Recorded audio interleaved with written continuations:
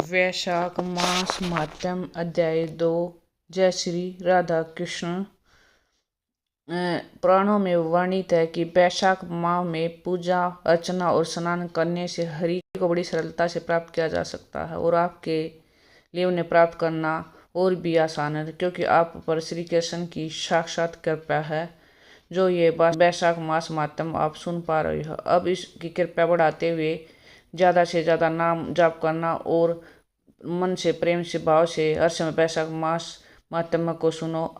अब गणेश जी महाराज और अपने गुरुदेव को याद करते हुए वैशाख मास महात्म्य अध्याय को सुनते हैं। मंगलकारी देव तुम मंगल करो गणेश, जगवंदन मंगलकारी देव तुम मंगल करो गणेश। बोलो गणेश जी महाराज की जय। गुरु मन में बैठत सदा गुरु है भ्रम काल, गुरु अगण को मेटता मिटे सभी भ्रम जाल। बोलो गुरुदेव महाराज की जय।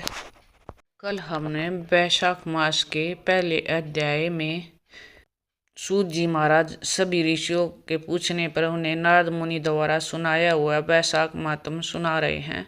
सूत जी प्रथम अध्याय में उन्हें वैशाख मास का महत्व और स्नान के नियम बताते हैं। अब आज दूसरे अध्याय में विविध वस्तुओं के दान का महत्व तथा वैशाख स्नान के नियम को बता रहे हैं। शुरू करते हैं। नारद जी कहते हैं कि वैशाख मास में धूप से तपे और थके मांदे ब्राह्मणों को शर्मनाशक सुखद पलंग देकर मनुष्य कभी जन्म मृत्यु आदि के कलेशों से कष्ट नहीं पाता। जो वैशाख मास में पहनने के लिए कपड़े और बिछावन देता है, वह उसी जन्म में सब भोगों से संपन्न हो जाता है और समस्त पापों से रहित तो ब्रह्म निर्वाण मोक्ष को प्राप्त होता है। जो तिनके की बनी या अन्य खजूर आदि के पत्तों की बनी हुई चटाई दान करता है, उसकी उस चटाई पर साक्षात भगवान विष्णु शयन करते हैं। चटाई देने वाला बैठने और बिछाने आदि के सब ओर से सुखी रहता है। जो सोने के लिए चटाई और कंबल देता है, उतने मात्र से मुक्त हो जाता है। निंद्रा से दुख का नाश होता है, निंद्रा से थकावट दूर होती है और वह निंद्रा चटाई पर सोने वाले को सुखपूर्वक आ जाती है। धूप से कष्ट पाए ब्राह्मण को जो सूक्ष्मतर वस्त्र दान करता है, वह पूर्ण आयु और परलोक में उत्तम गति पाता है। जो पुरुष ब्राह्मण को फूल और रोली देता है, वह लौकिक भोगों को भोग करके मोक्ष को प्राप्त होता है।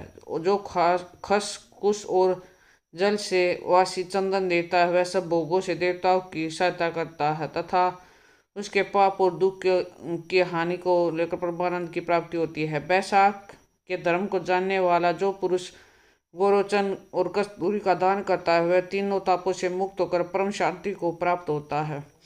जो विश्रामशाला बनवा कर प्याऊ सहित ब्राह्मण को दान करता है, वह लोकों का अधिपति होता है। जो सड़क के किनारे बगीचा पोखरा कुआ और मंडप बनवाता है, वह धर्मात्मा है, उसे पुत्रों की क्या आवश्यकता। उत्तम शास्त्र का श्रवण, तीर्थ यात्रा, सत्संग, जलदान, अन्नदान, पीपल का वृक्ष लगाना तथा पुत्र, इन सातों को विज्ञ पुरुष संतान मानते हैं। जो वैशाख मास में तापनाशक का दान करता है, वह इस पृथ्वी पर विद्वान और धनवान होता है।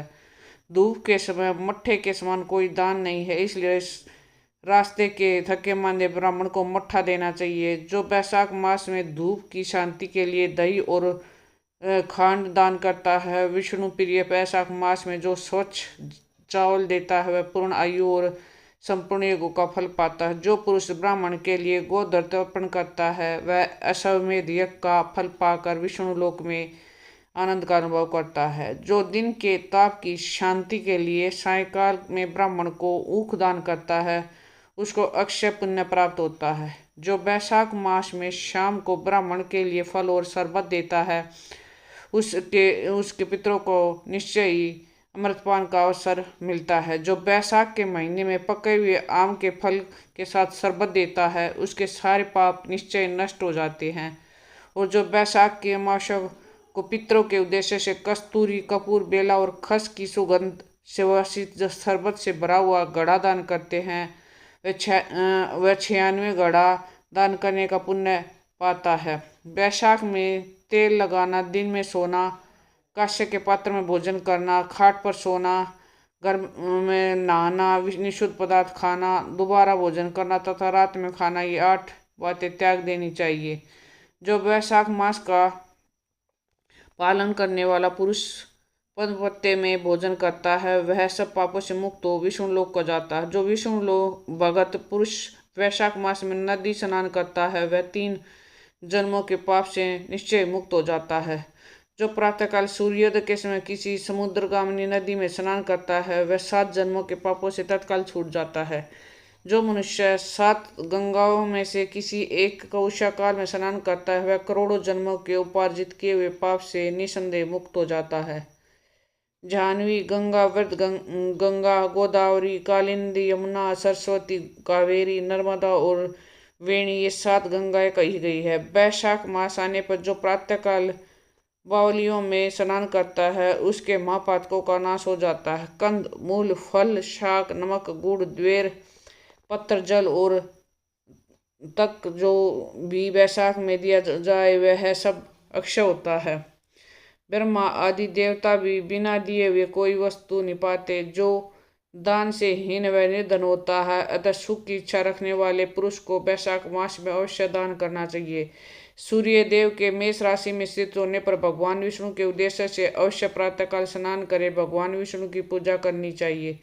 कोई महिरथ नामक एक राजा था जो कामनाओं में आसक्त हो अजितेंद्रिय था। वह केवल वैशाख स्नान के सुयोग से शोभ वैकुंठ धाम को चला गया। वैशाख मास के देवता भगवान मधुसूदन है, अतः यह सफल मास है। वैशाख मास में भगवान को प्रार्थना का मंत्र इस प्रकार है। मधुसूदन देवेश वैशाखे मे सगे रवो पातः स्नानम करिष्यामि निर्विघ्नं कुरु माधव। हे मधुसूदन, हे देवेश्वर माधव, मैं मेष राशि के में सूर्य में स्थित होने पर वैशाख मास में प्रातः स्नान करूंगा।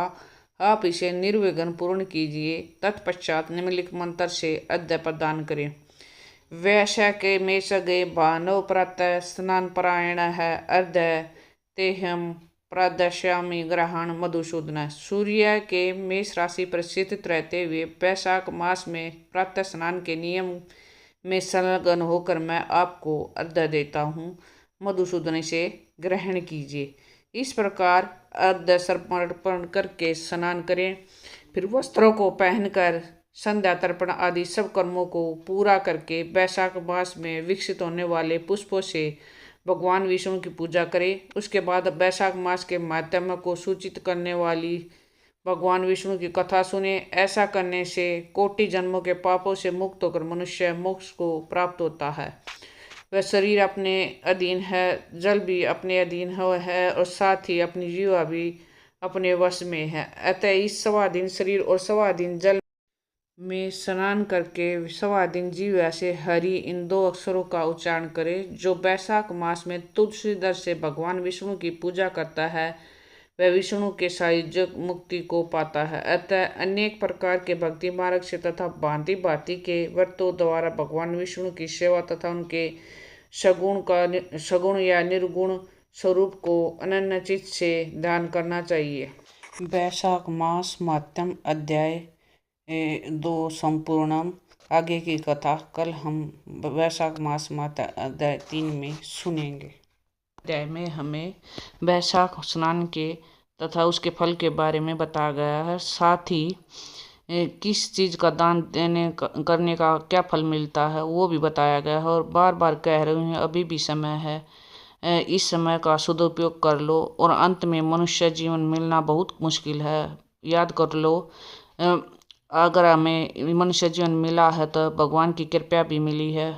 लो हम ये फलकारी भगवान की कथा को सुन पा रहे हैं कि हम भगवान की कृपा है, समझ लो हम कितने ज़्यादा भाग्यशाली हैं। बस अब इस जीवन का अधिक से अधिक उपयोग करके जीवन का लाभ उठाकर अच्छे कर्म करो। अधिक से अधिक लाभ उठाकर जीवन में श्रेष्ठ कर्म करो और जन्म मरण से छुटकारा मिल सके। और हमेशा याद रखना जीवन क्षणभंगुर है, अभी नहीं। कि हमारा कोई पता नहीं कि हम कब तक हैं कब तक नहीं। इसलिए हमें इस शरीर का ज़्यादा से ज़्यादा उपयोग कर लें। और भगवान का इसका सबसे सरल और आसान रास्ता है नाम जाप। नाम जाप करके हम शक्ति, मुक्ति, भक्ति सब कुछ पा सकते हैं। इसलिए प्रेम से, मन से, भाव से हर समय नाम जाप करते रहो और मरने जीने के बंधन से मुक्त हो जाओ। और प्रेम से हर समय नाम जाप करते रहो। हरे कृष्णा कृष्णा कृष्णा हरे हरे, हरे Ram Ram Ram Hare Hare. Please in video को ज़्यादा से ज़्यादा शेयर कीजिए, अपने शास्त्रों का ज़्यादा से ज़्यादा प्रचार कीजिए। ये भी एक सेवा है। राधे राधे।